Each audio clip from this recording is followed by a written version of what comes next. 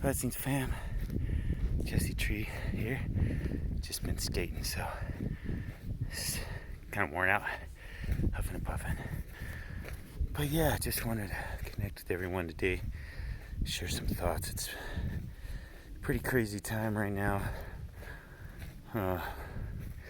Lots of shocking news coming out here and there, in personal and collective life, and then sort of in my personal life.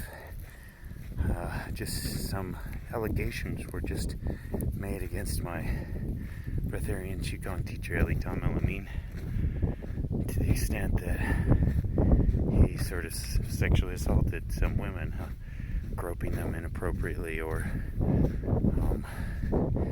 making advances. Who's to say in these things? It's always like there's the accuser and the accused, and there's people with vested interests, personal interests, and there's the truth, and there's always, in alchemy we talk about the coincidentia positorum of how all truths are half-truths, and whatever truth we're faced with is only part of the truth.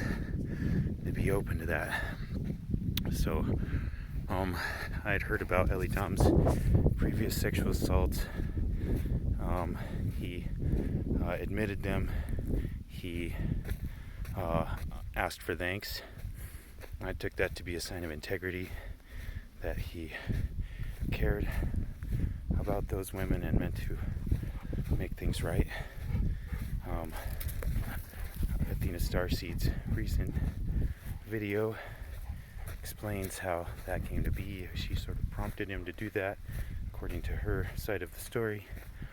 I haven't talked with Elitom yet, though. I'm trying to get together the guts to send him some kind of word, letting him know that there's no shame or blame, that we want to love our brother into wholeness, that there's something going on if this is the case, that needs to be addressed. I feel like my sense when he was here was that he's pushed himself so far out to create this state, this breatharian state, that he feels lonely.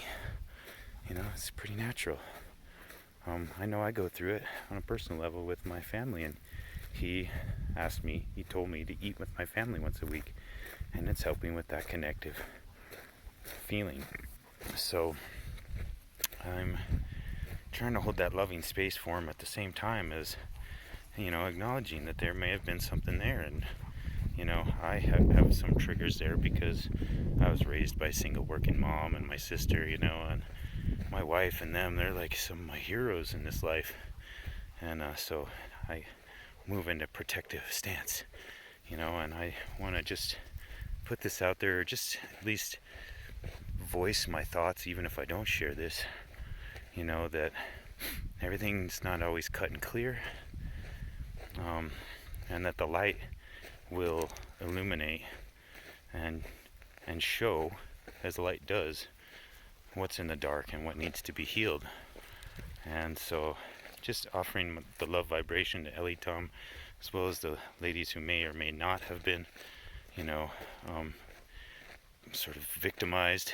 I feel like victimization consciousness is rampant in our culture, and we're all trying to heal from it collectively and individually, and we can't.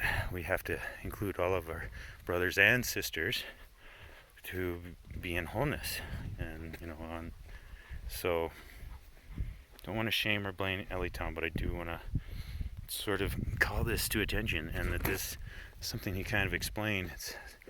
You think about like all of the sort of sexual predation that's happening in the Catholic Church and pedophilia and stuff.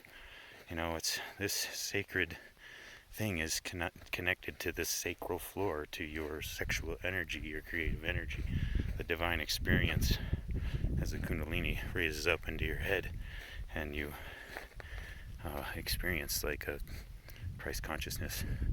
However, the thing with this particular scenario is myself, along with many, many others, have taken Elitom to be sort of a spiritual father, which means, that heart guidance, that compassion must be there for the teacher to be qualified, truly.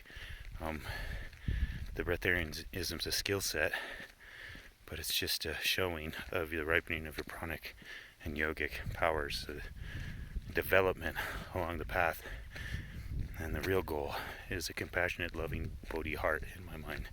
That's what I'm going for. And the breatharianism is an aside. It's something that facilitates, because then you're no longer worried about, on the one hand, you're not incurring karmas by eating beings, plant or animal.